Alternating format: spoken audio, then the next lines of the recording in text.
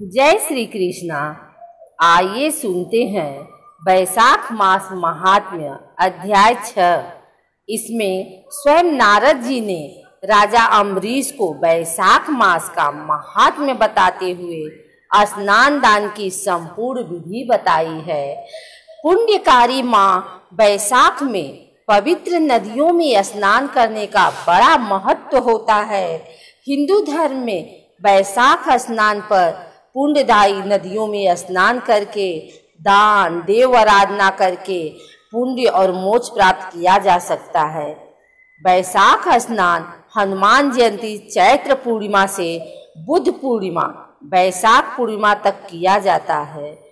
Corona महामारी के कारण नदियों में तो स्नान संभव नहीं होगा, लेकिन अपने घरों में स्नान करते समय पवित्र नदियों का जल डाल लें।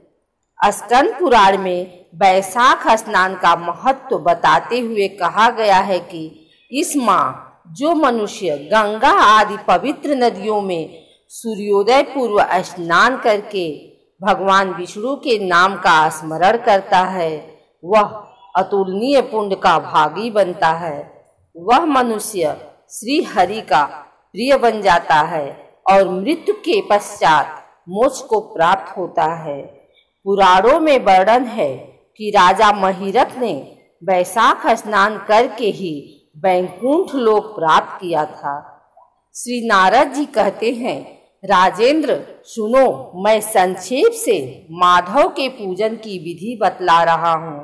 महाराज, जिनका कहीं अंत नहीं है, जो अनंत और अपार हैं, उन भगवान अनंत की पूजा विधि का अंत नहीं है। श्री विष्णु का पूजन 3 प्रकार का होता है, वैदिक, तांत्रिक तथा मिश्र। तीनों के ही बताए हुए विधान से श्री हरि का पूजन करना चाहिए। वैदिक और मिश्र पूजन की विधि ब्राह्मण आदि 3 वर्णों के लिए ही बताई गई है, किंतु तांत्रिक पूजन विष्णु भक्त शूद्र के लिए भी विहित है। साधक पुरुष को उचित है कि शास्त्रोक्त विधि का ज्ञान प्राप्त करके एकाग्रचित हो ब्रह्मचर्य का पालन करते हुए श्री विष्णु का विधिवत पूजन करें। भगवान की प्रतिमा 8 प्रकार की मानी गई है। शिलामयी, धातुमयी, लोहे की बनी हुई, लीपने योग्य, मिट्टी की बनी हुई, चित्रमयी, बालू की बनाई हुई, मनोमयी तथा मणिमयी। इन प्रतिमाओं की प्रतिष्ठा 2 प्रकार की होती है, एक चल प्रतिष्ठा और दूसरी अचल प्रतिष्ठा। राजन, भक्त पुरुष को चाहिए कि उसे जो कुछ भी सामग्री प्राप्त हो उसी से भक्ति भाव के साथ पूजन करें। प्रतिमा पूजन में स्नान और अलंकार ही अभिष्ट है, अर्थात भगवत ग्रह को स्नान कराकर पुष्प आदि से श्रृंगार कर देना ही प्रधान सेवा है। श्री कृष्ण में भक्ति भाव रखने वाला मनुष्य यदि केवल जल भी भगवान को अर्पित करे तो वह उनकी दृष्टि में श्रेष्ठ है। फिर गंध, धूप, पुष्प, दीप और अन्न आदि का नैवेद्य अर्पण करने पर तो कहना ही क्या है। पवित्रता पूर्वक पूजन की सारी सामग्री एकत्रित करके पूर्वाग्र कुशों का आसन बिछाकर उस पर बैठें। पूजन करने वाले का मुख उत्तर दिशा की ओर या प्रतिमा के सामने हो। फिर पाद्य, अर्घ्य, स्नान तथा अर्हण आदि उपचारों की व्यवस्था करें। उसके बाद कर्णिका और केसर से सुशोभित अष्टदल कमल बनावें और उसके ऊपर श्री हरि के लिए आसन रखें। तदंतर चंदन, उसीर, खस, कपूर तथा अर्गजा से सुवासित जल के द्वारा मंत्र पाठ्य पूर्वक श्री हरि को स्नान कराएं। वैभव हो तो प्रतिदिन इस तरह की व्यवस्था करनी चाहिए।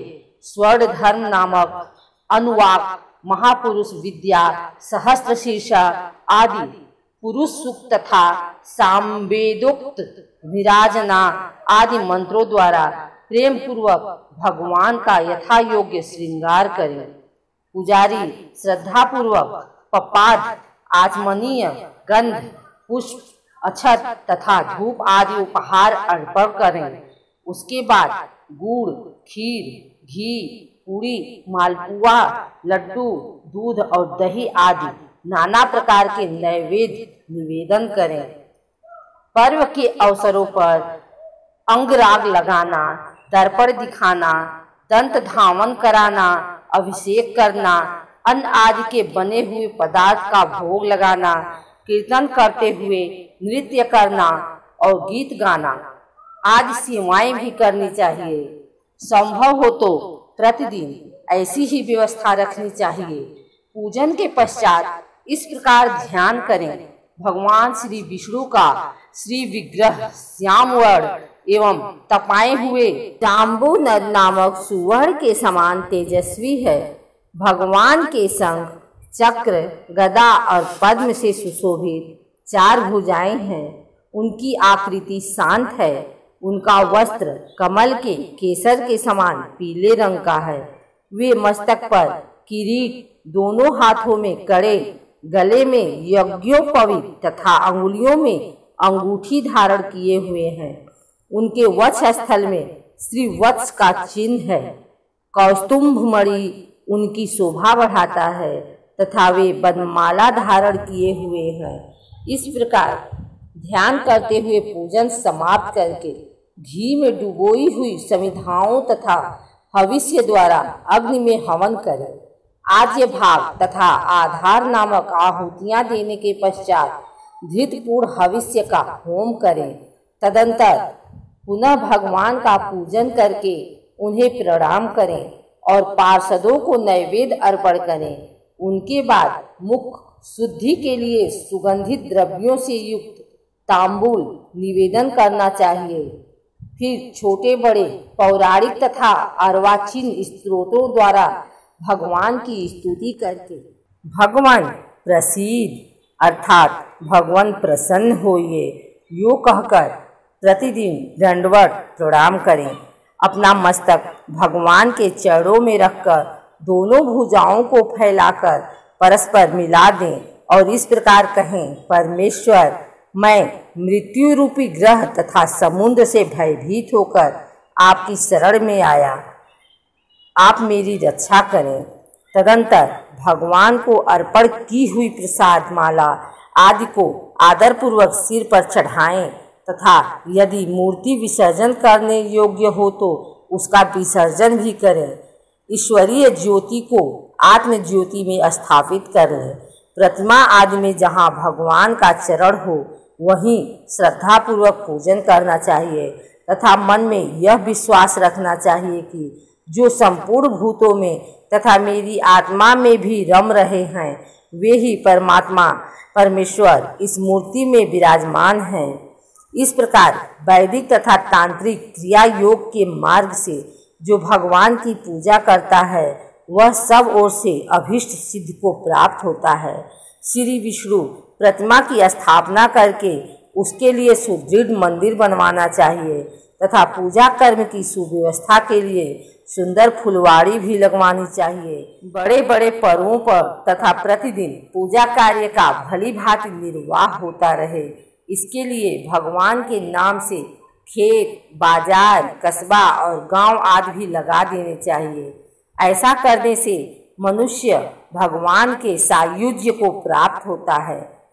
भगवत गृह की स्थापना करने से सार्वभौम के पद को, मंदिर बनवाने से तीनों लोकों के राज्य को, पूजा आदि की व्यवस्था करने से ब्रह्मलोक को तथा इन तीनों कार्यों के अनुष्ठान से मनुष्य भागवत सायुज्य को प्राप्त कर लेता है।